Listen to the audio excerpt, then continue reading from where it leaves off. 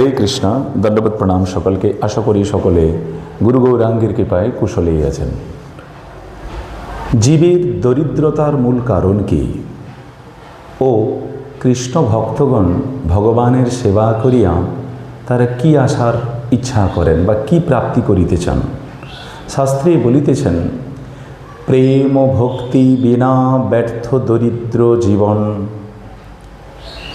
দাস করি বেতন মরে দেহ প্রেমধন। তাহলে জীবের দুঃখের বা দরিদ্রতার মূল কারণ হল প্রেম ভক্তি বিনা।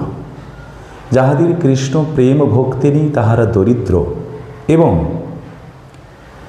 কৃষ্ণ ভক্তগণ ভগবানের সেবার বিনিময়ে কী চান? যেমন কোনো মালিকের আন্ডারে কোনো ব্যক্তি কাজ করেন, তার বিনিময়ে কিছু নেন, স্যালারি নেন, দক্ষিণা নেন। তেমনি করে কৃষ্ণ ভক্তগণ কী চান? দাস করি বেতন মরি দেহ প্রেমধন। কৃষ্ণ ভক্তগণ সে বেতনের সে বিনিময়ে কী চান? প্রেমভক্তি। হে প্রভু, আপনার সেবার দ্বারা আমি কিছুই চাই না, আপনি প্রেমভক্তি প্রদান করুন, যাহাতে নিষ্কপটে আপনার সেবা করিতে পারি। এই জন্য ভগবানের সেবা করে ভগবানের কাছে কোনো কিছু চাইতে নেই। এই ভৌগোলিক সংসারে কোনো কিছু চাওয়া উচিত নয়। কি চাইতে হইবে?